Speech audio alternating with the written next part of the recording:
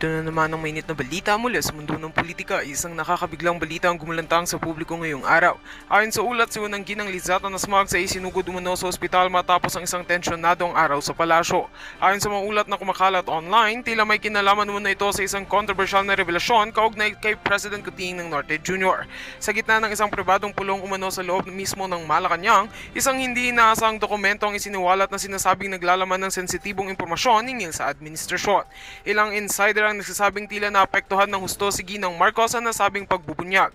Dahilan upang mawalan ito ng malay at madali ang dalhin sa isang pribadong ospital sa Maynila. Ayon sa pahayag ng kampo ng Pangulo, nasa maayos na kalagayan na ngayon si Ginang Marcos at patuloy na inoobserbahan ng mga doktor. Ngunit hanggang ngayon ay tikom pa rin ang bibig ng palasyo sa kung ano ang tunay na laman ng di umano'y maitim na lihim na naging sanhi ng insidente. Dahil dito mas lalong lumalim ang spekulasyon ng publiko at netizens sa social media. Patuloy naming tinututukan ang kaganapang ito at magbibigay ng updates sa oras na maglabas ng opisyal na pahayag ang Malacanang. Sa ngayon, nananawagan ng ilang sektor ng katotohanan at transparency mula sa pamahalaan. Ano nga ba ang totoo sa likod ng drama sa palasyo?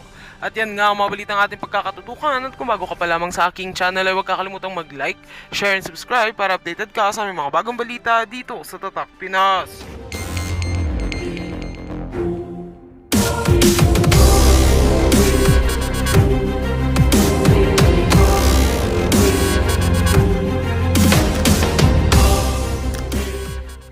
Mercado. Ito po ang kanilang bagong star witness. Gusto po nilang sabihin, no? Pinipid na nga ni Gerber eh. Gusto niya sabihin na sinusuhulan siya. Pero mismo yung witness na nila. Witness na nila, hindi pa masabi ng direkta na siya sinuhulan. Thank you very much Elijah TV sa Hong Kong. 25 Hong Kong dollars. Nakakahiya talaga. Papakita ko sa inyo, yung mga napapahiya yung mga yan, papakita natin talaga yan. Okay, pag-usapan din po natin, sabi po ni Raulo Manuel, ano raw po, parang bulak-bulera. Pwede raw ikumpara sa nagbubulakbol itong si BP Sara. Hindi pala, mas malala pa sa estudyanteng nagbubulakbol. Hindi, no? Ano ba kayo, teacher? Pag-uusapan din po natin, ito po, yun nga po, nalulungkot daw sila. Itong si Sia Adjong, no? Selective daw si BP Sara, ang feeling niya talagang na ano sila. Ano ba sila? Feeling nila ay nasaktan talaga sila dahil sa pag-isnab, no? Ni BP Sara sa kanilang mga kung hindi ba naman kayo tinuturing ninyo si BP Sara na ayaw nyo ibigay yung yung paggalang kay BP Sara, tinuturing niyo siya na yes or no lang ang sasagot mo. Hindi po pwede yun. Vice President ng Pilipinas yun. Yan po mga pag-usapan natin, pati po yung reaction ni Barry na hindi ka kalibel, Barry. Kung ako yan, Barry, sa'yo, dapat tumahimik ka na lang para hindi, sumagot pa. Iba talaga no? Kaya lalo ka masasaktan. Yan po mga pag-usapan natin. Kumbaga ito po reaction, no, ng mga tao na to, tsaka reaction din natin sa naganap kasi nanood lang tayo kay BP Sara kagabi, kahapon. Pero bago yan, kung bago ka pa lang dito sa ating channel, mag-subscribe ka na. Dahil ito lang ang tayong channel na may kinikilingan, may pinapanigan, una sa balita, huli sa impormasyon, kaya ano pang hinihintay nyo? Pindot na, okay. As usual, no? Ito po, papakita lang natin sa inyo, saglit lang naman to. Gusto ko tong mga ganito eh. Si Gerber po to, Gerber Luistro. At saka yung kanilang bagong star witness, si Lola Mercado. Yan, pakinggan natin ha. Ang tagpo po na to, alam niyo naman, pinipidan nila. Yes or no lang ang isasagot, di ba? Pero ang question, witness na si Lola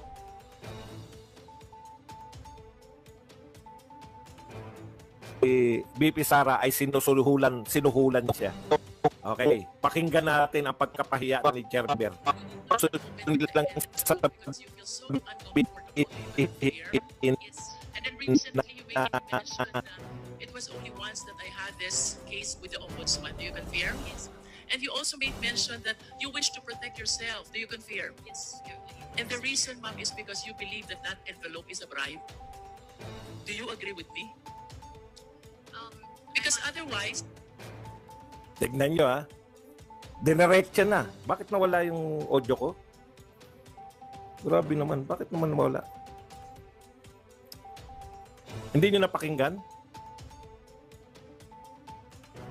Hindi nyo napakinggan yung sinabi? Okay.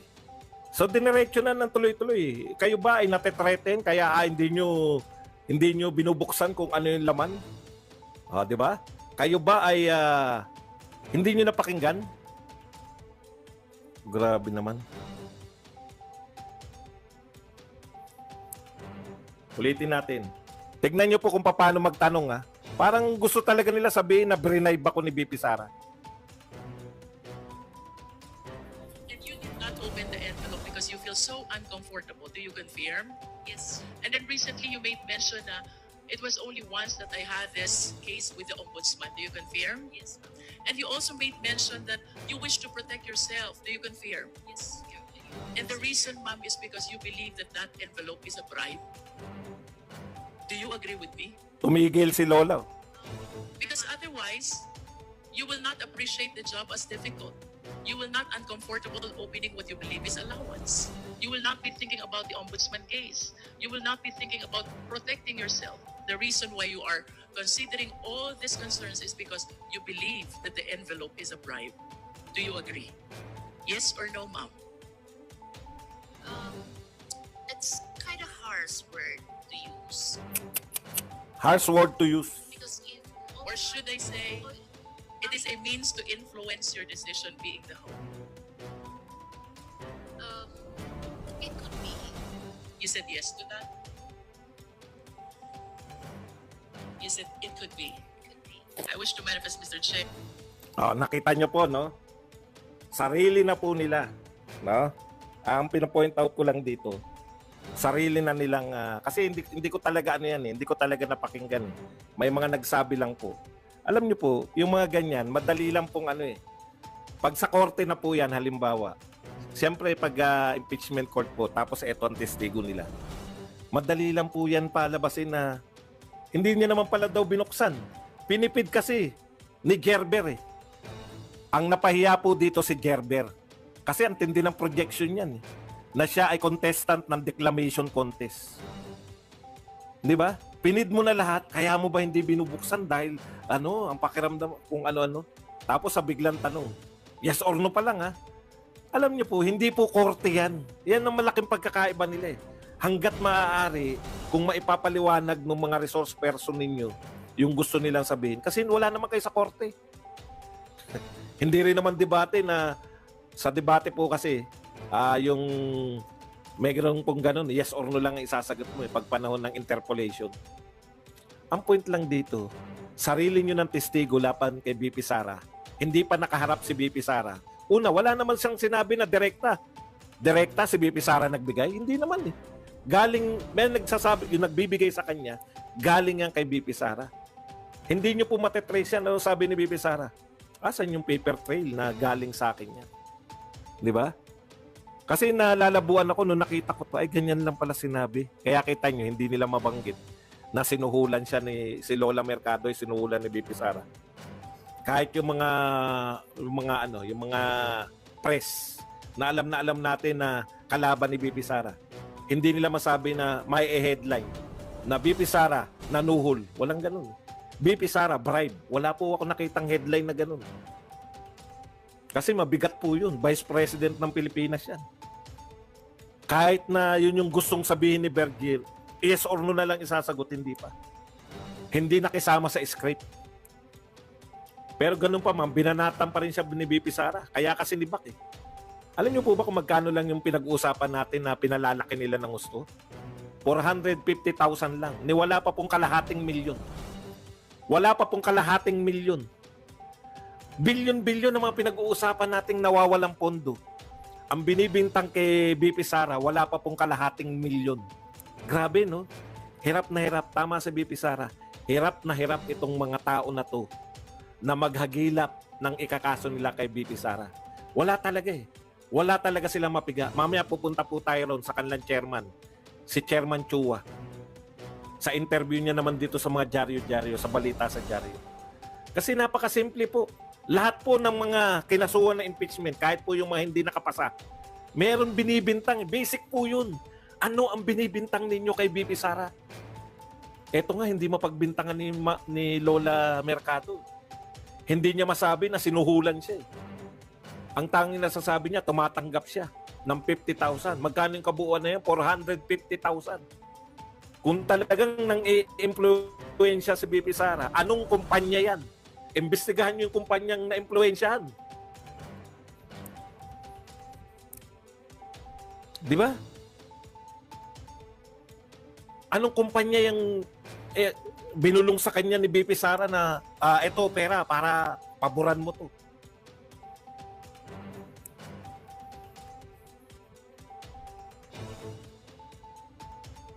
Okay. Hirap na hirap po ang mga congressman kaya biglang nagwawala na eh. Sa mga hearing talagang laging galit eh. Paano ang pressure sa kanila ng kanilang mga boss? Gano'n na lang yung pressure sa kanila. Paano hindi kayo ipipressure? Wala silang kapag-apagasang manalo kay BP Sara pagdating sa 2028. Kaya kinakailangan nila, hindi naman nila masiraan. Ang nakakatawa, naglalabas sila ng mga survey na bumababa si BP Sara. Pati yung survey company, hindi na pinagtitiwalaan. O, di ba? Sino pa nagtitiwala dyan sa No Limit Angere El Pelvisterismo survey company niyan? Wala na. Hinihintay ko nga yung maglabas na rin si Crispin at Basilio survey company. Hinihintay ko rin si Sisa survey company. O, No Limit Angere na. Pati survey, No Limit Angere. Pangalan na pangalan pala, hindi mo na pagtitiwalaan. Ugatin mo kung sino yung nagpapasurvey. Manila Bulletin. Bulletin? Diyos ko. O, yung isa pa, Octa Arts Dancers. Pag-survey rin nyo na rin yung Weya Dancers, United Motion Dancers, Backstreet Boys Dancers, ha? BIP, Vilma In Person Dancers. Mag-survey na rin para lumabas kayong matataas sa survey.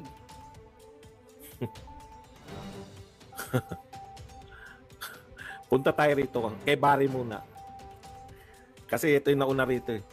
Nakakatawa to si Barry, no? Ang sagot ni BP Sara sa kanya, nung tinanong si BP Sara, di ba?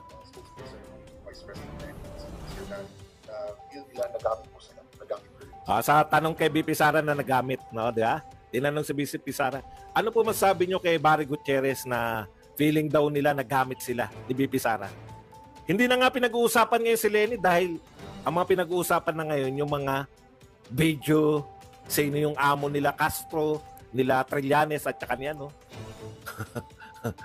Ano sabi ni BP Sara?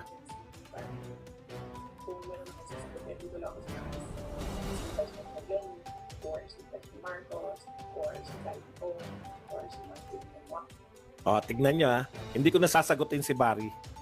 Kung may sasagutin ako, yung mga nasa taas lang, Vice President Leni Robredo, President Marcos, si Saldi at saka si Martin. Sila yung mga sinasabi niya nasa taas.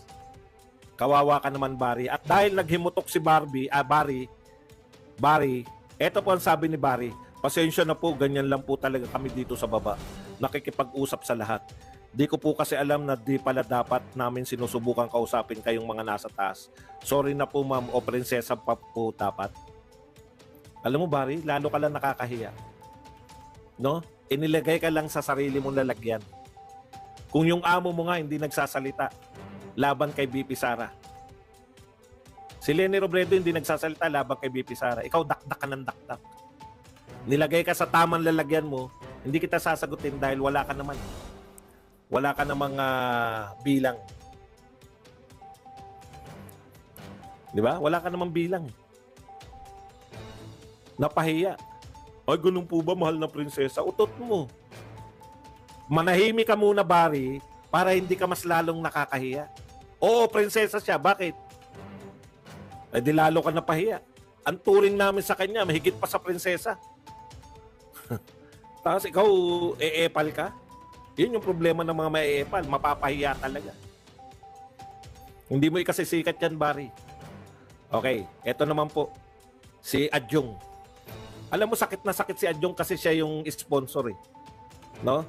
Bakit daw hindi na umatin si BP Sara? Parang kayo ang napahiya. Pinagtulungan kayo ni BP Sara. Kayong 300 300 congressman, pinagtulungan kayong mag-isa ni BP Sara. Nakakahiya.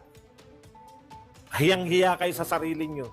Napapahiya kayo kasi si BP Sara lang yung may kakayahan na hindi umatin sa inyo pero wala kayong magawa. O, pinasan nyo rin yung gusto nyong budget. Umatin at hindi si BP Sara. Magkano yung budget na pinasan nyo? 700 million pa rin. Yan na yung budget na sinabi nyo. Bakit pa atin si BP Sara? Para kutsain ninyo? Para ipahiya ninyo? Hindi kayo bibigyan ng chance. Matalino yung ali. Di ba? Pinagtulungan kayong mag-isa? Pwede nyo ba sabihin yun? Pakiramdam nila, pinagtulungan silang mag-isa eh. Isa lang si BP Sara, 300 kayo. Sabi nga sa inyo, no? Yung mga tradisyon, may praktikalidad yung mga tradisyon. Ngayon, nakita na ninyo yung praktikalidad ng mga tradisyon. Gusto nyong bastusin. Ang Vice President, ayaw ninyong igalang. Gusto nyong bastusin. Ipamukha sa kanya na kayang-kaya nyong gawin sa kanya yung ginagawa ninyo sa ibang yung mga resource person. Ano nakita nyo? Kayo napahiya. Hindi kayo sanay. Hindi kayo sanay na ini-snub. Hindi kayo sanay na yung nilalagay kayo sa tunay nyong kalalagyan. Hindi nyo sana yan naranasan. Di ba? Kayo may kagagawan yan eh. Huwag nyo sabihin bastos talaga si BP Sara. Dahil nakailang budget hearing na ba kayo? Last year, nakisama si BP Sara. Kayo pa rin na nasunod. Pinagtanggol yung confidential fund last year. Naroon si BP ay last year ba o nung nakaraan? Pinagtanggol yan, nariyan si BP Sara, tapos tinanggal ninyo. Para saan? Bakit siya atin? Ang hamon nga ni BP Sara, bahala na kayo. Bakit nyo pa ako papaatinin dyan? Para bastusin? Sino po ang mukhang naging kawawa? Marian Julian, thank you very much sa 6 buhol-buhol. Kalimutan. Paaatin ninyo para bastusin ninyo? Hindi papayag yung Vice President namin. Sino ngayon na napahiya? There's reason, no? Bakit may mga tradisyon? Ngayon, nauunawaan nyo yung wisdom ng mga nauna sa inyong mga congressman. Gregory, thank you very much. 2,000. Okay. Ito yung sinabi ni Adjong eh. Selective daw si BP Sara.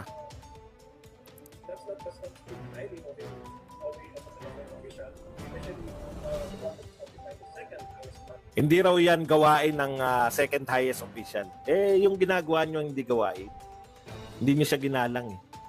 Nasaktan kayo kasi gusto nyo, wala naman nanood sa inyo na yung ginagawa nyo ay pabor kay BP Sara. Alam naman ng lahat eh. Alam naman ng lahat. Sinabi na ni BP Sara, hindi magmumula sa akin. Naghanap kayo ng ikakaso sa akin sa impeachment, pero hindi yan magmumula sa akin. Kaya siya hindi umatin. Ngayon, pilit yung pinapatin. Magkakahiyaan kayo niyan. Makakarating kayo ng Supreme Court. Pag kinontempt ninyo yung mga tauhan ni BP Sara at hindi nyo siya kinontempt. Di ba? Oh. Hanggang Supreme Court kayo niyan.